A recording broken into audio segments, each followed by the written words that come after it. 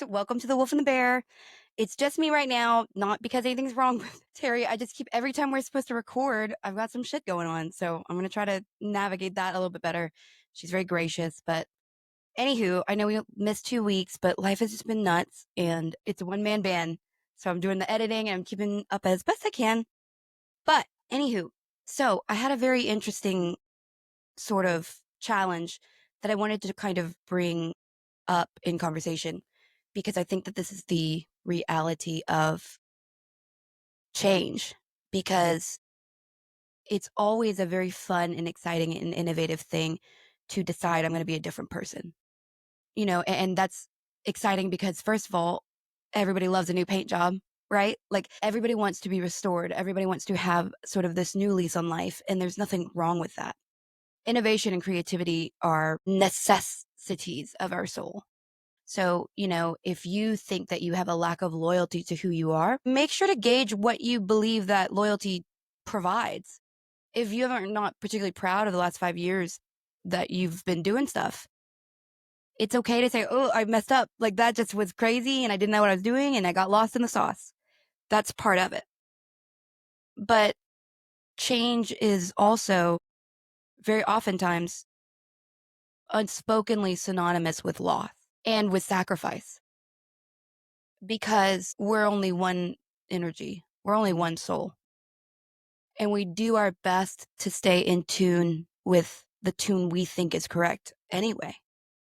And the moment that we have to recognize that the pattern or the song that we're playing is maybe not our favorite tune anymore, that means you have to let go of this tune that you just spent so long learning, so long perfecting, so long finding pride in, or maybe finding shame in. But no matter what, it's integral and it is a loss to lose, even when we acknowledge that the place we're going is better.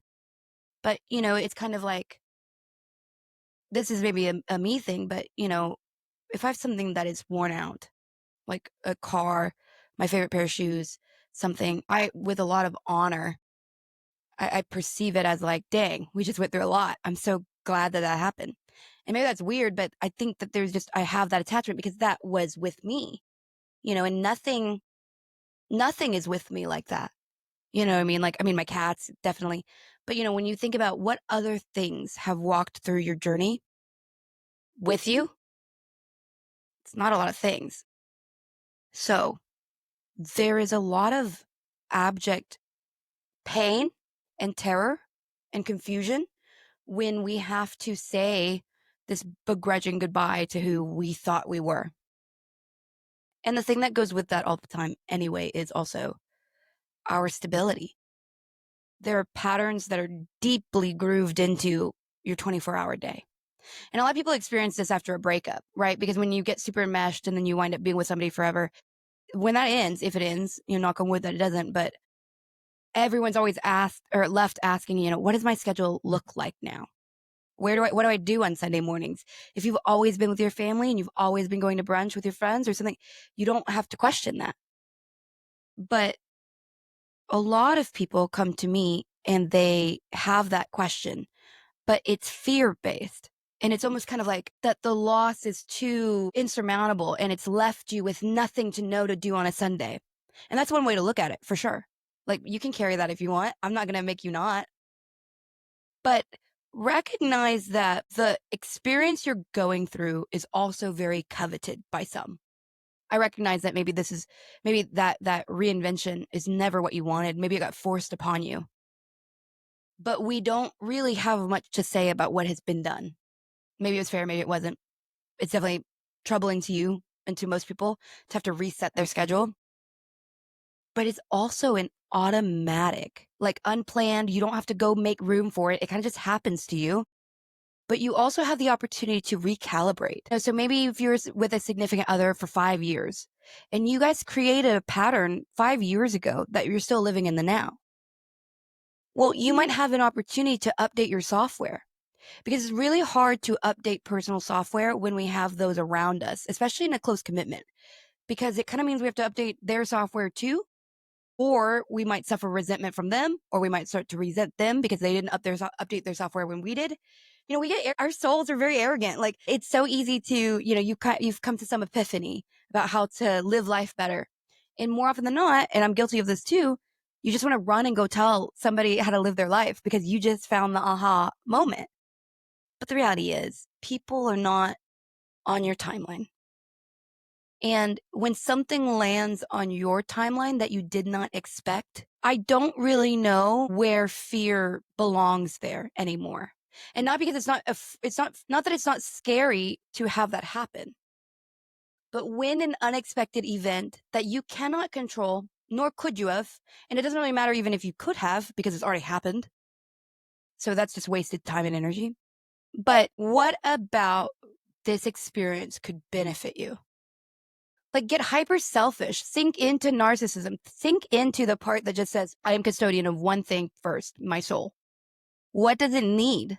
Like, that sounds silly, but if you were with somebody who was always constantly going and you realize, that wasn't really my speed, you might have to take 6 months of just doing nothing to kind of rectify the energy. Because oftentimes with relationships, and I think this is part of it, I'm definitely not naysaying this component, but there is some sacrifice to it. So when you return to a place of opportunity to selfishness, there's obviously sometimes a preference to not be alone. That's 1,000,000% understandable. And I bear that frequently. But we have an opportunity to honor the future because we already have an idea and a full architected reality of what has been. You've seen it. So don't go put rose-colored glasses on just because it's over. That disallows you from really looking quite straightforward into the future. And no one's going to make you do that. No one's going to make you pay homage to the future. There's not really a lot of upliftment or support lately in sort of the zeitgeist of dreams and experiences. More often than not, I see bubble poppers or balloon poppers, right? Where, somebody can be very excited and very enthralled with this idea. And maybe it's a manic idea. Maybe it's a pipe dream. Maybe it's super delusional. But when you see somebody's energy expanding in excitement, when we live in a culture where all that is like exploited and expressed and voluntold to us is to shrink who we are, when somebody speaks about what they're excited about, their energy grows. And I perceive somebody who takes that and takes their knees when they least expect it in that moment as sort of like the worst kind of villain, because nobody would expect it. That's why you're at the table, right? So, you take the knees out from somebody that you're sitting at their table and they're sitting at yours. For what? And I think that's one of the things that we have to realize about ourselves is how fearful we are of the future, which is super understandable, and how easy it is to feel better in the here and now when we put someone else down. And you have to watch out for people like that. There's a harvesting system about that that's really unhealthy, but it's also understandable. Just like you feel way better going to McDonald's and eating fast food than like dirtying up your whole kitchen and cooking. But the effect on your body is certainly noteworthy over time. And I think that's the major thing that we overlook is how do we make sure that we feed ourselves well, even when our most traditional meal is out of order now? What do we do to make ourselves happy when something has changed in our systematic way of being? Because that's oftentimes exactly what happens when you decide that you want to change. You decide you want to be a good person. You decide you want to start experiencing unconditional love, which requires you to give it. It's like we know sometimes that we're ill, but we don't know or we can't have faith in the future because maybe that's just too risky. But I challenge this thought. Nobody can play as big a hand on your future than you. Nobody. Like your partner, your mother, your father, nobody can enact such a strong will as you.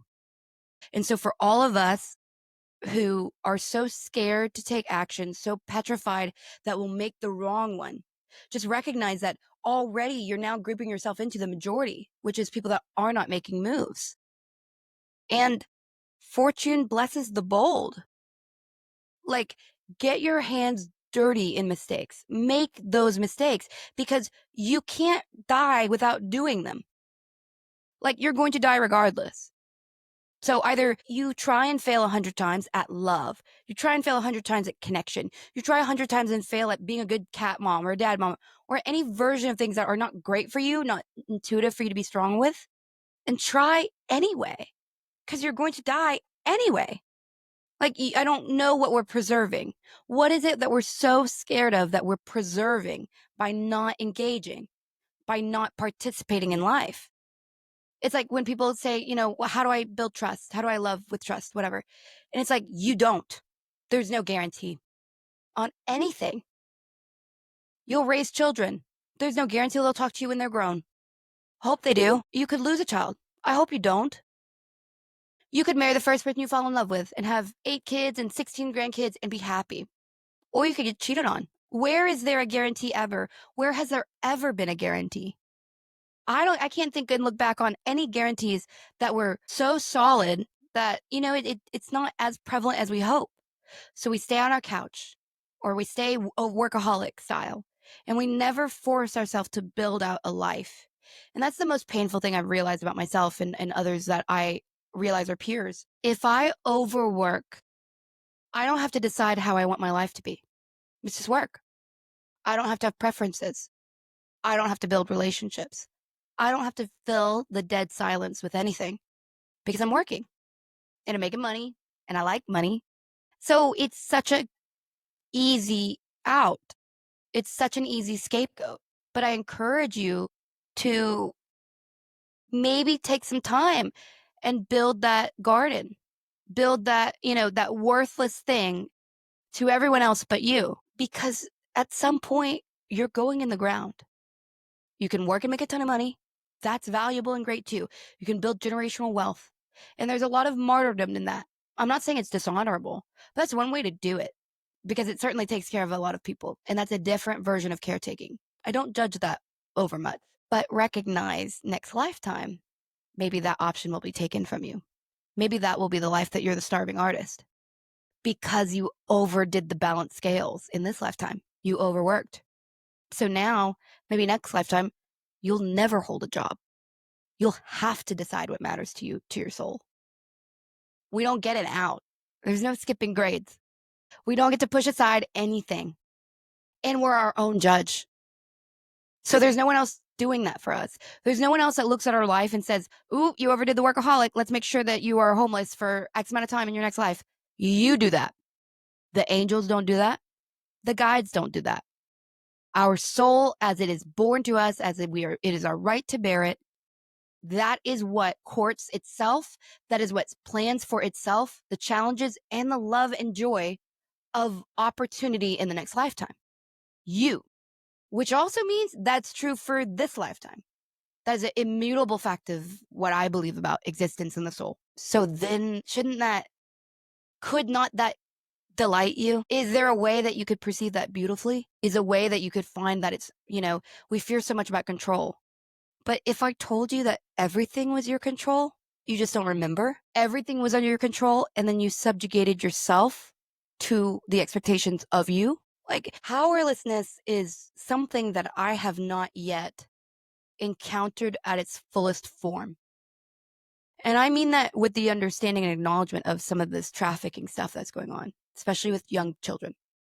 And what I'm saying about that is not that I believe that that is right or that there's anything godly or divine about things of that nature, but I am saying that there are jobs and roles that either soul-bearing individuals play or angelic individuals play, so that the rest of us that play in this game can now use that as data points about what we want for our soul.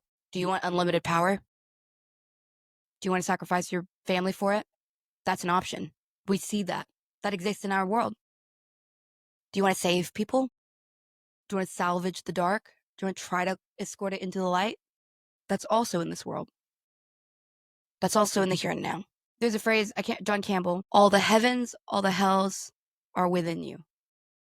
And I didn't know what that meant when I first heard it. I heard it in 13 Hours, which is one of my favorite movies. But it says all the gods and all the goddesses, all the hell and all the heaven are within you. And I actually feel that that has more exploration within the material world.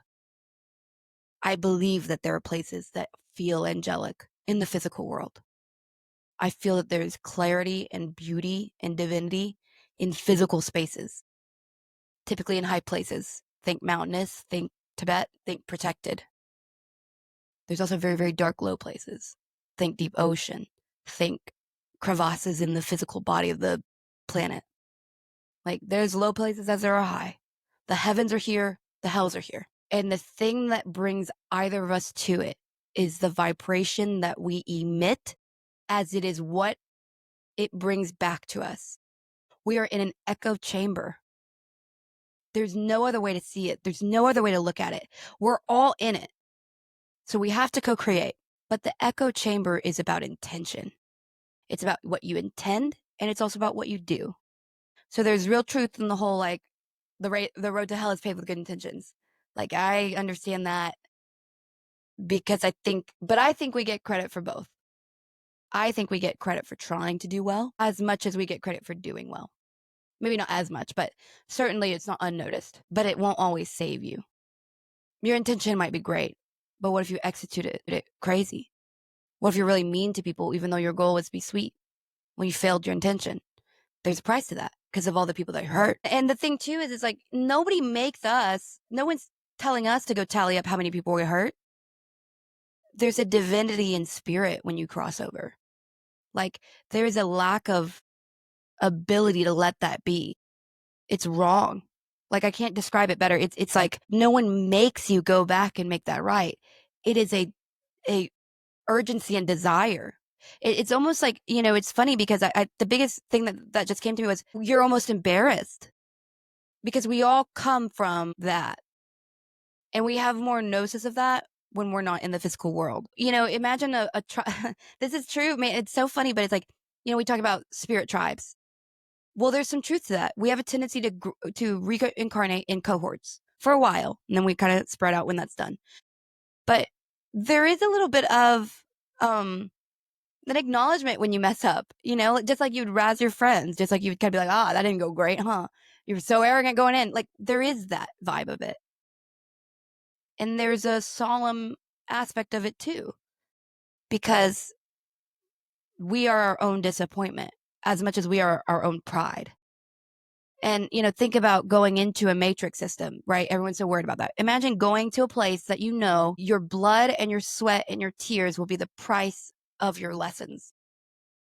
Joy will be the reward, which is great, but the price is pretty hefty. And yet we know that, and we do it all again all the time. I think that's beautiful. And the energies that stay on the other side, they get really restless and bored. Sometimes guides do that. Sometimes guides, especially those that are a little bit more arrogant, they don't like guide work. You just get ignored the whole time. Some of them come back. It's not always the most fun lifetime for them, but it is sort of like they weren't ready to let go of the richness that this life comes with. And there is a richness. All the time I hear, I miss making music. There's music that everything is actually music in the other side. But to make it just because you feel like every soul has its own song, but you can't sing a different one there. It's more about the truth. It's about who you are. Like you can't modulate that. Here, you can riff on a guitar and say the craziest stuff and then put it down and then create something else completely different and put it down. Our creative freedom here is what is so coveted, because there's not, like, on the other side, it's not even in alignment to create a different song than what you already are. And here we get to do what we want when we want it. That's our highest burden and our highest blessing. Oftentimes I hear, I miss cooking, or I miss how food tastes. It's like there is a jealousy to what we experience from the dark side too. But yet we seem so done with it. How often do I see online, I don't want to come back here. This is my last incarnation. All the things. And it's like, that's kind of like talking shit to your car when your car is the thing that gets you everywhere you need to go. And it's also what gets you to your job. And it also protects you and your kids. Like, that's an interesting thing to be upset with, considering how much benefit it brings you. These lifetimes, I don't know where this prison planet thing came from, because no one makes you come back. Boredom, insecurity, the desire to evolve your soul, the reality that that's really what we're all trying to do. And like it doesn't, no one forces you to. And some linger for a while, but no one ever stays. Or they transcend into a different environment. They turn into a different job. That's a whole different story. But in spirit, there's other ways that you can serve. But more often than not, guide work is a good one, or you have to serve yourself first. You have to kind of get to that point of graduation. And we speak about Jesus, Gandhi, Buddha, the ascended masters, and we mark them in memory because they ascended in one lifetime. If you don't know what I'm talking about, think rainbow bodies. If you don't know what that is, Google it. But that's why it's very unique. Most of us, the general public, not the Jesuses, not the evolved crazy of the Matrix, understanding the rules to it when they begin, it's like they are our path. We're supposed to see that it's possible. But more often than not, we just have so many life experiences that eventually there's nothing left to learn. Most of us don't get out of this from ascended mastery. We just master it. And that's really awesome. And then as we master it and graduate, we will be very invested, deeply invested in those of us left behind, quote unquote, those of us still incarnating, because it's almost a bittersweet graduation is what I just heard. It is, and you gain back some of your titillation by being a guide because you're so knee deep in the drama while still being kind of pulled out of it, kind of distant from it. So that's why a lot of people like being guides. But my whole point to this is more to the sake of participate. Throw a dart at a map. If you're so lost and so paralytically inclined that you've chosen to not engage, pick something and throw a dart at it and commit yourself to moving towards it. Because the moment you start moving, the moment guides and spirit can begin working. So say you put up a map and you hit a dart and you hit Argentina, but you're supposed to go to Great Britain. You'll get to Great Britain because every step forward is another tool that the guides can adjust, but they cannot adjust nothing. They cannot adjust no action. That doesn't exist. Step 1 foot forward and give them the tools they need to give you the synchronicity that is their ability to affect us. They can't just swoop down and show up in front of us and say that guy's cheating on you. Don't go for it further. But what they can do is make it wildly inconvenient to see him. Said every time you do, you get sick after, your car's messed up, something's wrong. Every time you try to go this path, there's blockers. The funny thing is, we're really stubborn. We beat through that quick. But in hindsight, you might start to realize, dang, kind of felt like there was something against us. Maybe it was your guides. Maybe it was synchronicity. Maybe they were doing their job and then you just had trouble owning it. And that's me 1,000 times. I always joke about my mentor, Terry.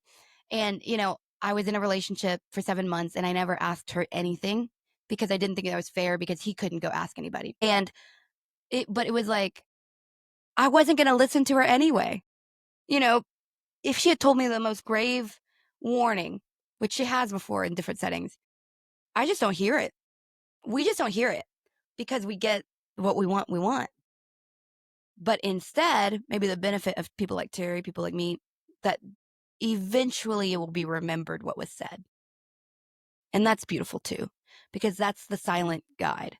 It's the guide that doesn't need the benefit of being heard in the here and now. It's, did I say the right thing that when they need it the most, it pops back up in their brain? That's the best I can do. And I lay my head down and sleep like a baby, knowing that I'm simply trying to allow people to feel emboldened with who they are, whatever that means. I'm not here to tell you who you are. I'm not to tell you what you should be. I only am here to support you in being uninhibited in a path charging forward towards something that maybe you think you want. Like, there doesn't even have to be a guaranteed certainty that it's what you want. Because if you squander 2 weeks of non-action, or you spend an extra 2 weeks realizing you did something incorrect and you want to adjust it, you have way more work on spirit when you go and be active. Like I said, the limitations of spirit sit upon you. If you don't move, the only way they can probably get you off your couch is to burn your house down. Are you wanting that? Like, what are we doing here? Don't sit in lack of action, because that time that you tick away to that, it just shows up back on your card next year, next time. You don't ever escape anything. Imagine on a grander scale where you look at a report card and you're like, dang, I go in cycles of 7 lives to where I kill 3 and a productive 4. Our energy is weird. Like we do stuff like that, and it's all free will. No one's gonna hold a foot or a fire to me, to my feet, the same way I will. And I welcome that, but it took me a while to. But I welcome that that is something that is true. Because if somebody else could have significant power over my life, I'd be a slave. But I have a significant amount of power on my life. Sometimes I'm just scared to use it. And that sentence out loud sounds crazy. Why would we be afraid of power? Why would we not want to demand ownership of that power of ourselves? I think we do want it. I think that sometimes we mess up and we learn to not trust ourselves. And then we sell away the rest of our life because we caused a pattern that says we can't trust ourselves. No, you start building the trust again. And you start small. And maybe you say, I'm just going to smile at every person I see today, because that will make me feel like I was better than the day before. That's what you promised yourself, is the commitment to find who you want to be, even if you don't know. Or if you want to find who you want to be just simply because you don't like it right now. There's no gusto about this announcement. This announcement. There's no big thing except that your soul is like kind of over what you've been up to. I remember when that was true for me. And it seems kind of counterintuitive to shake up the snow globe that is our life, because it's going to take a minute for it to settle. But something about my energy can't stand to live until I die exactly the same as I am right now. So I have a tendency to shake up the snow globe. A lot of times when I'm depressed, a lot of times when I'm reckless, when I feel stuck, because I don't need to know how it falls.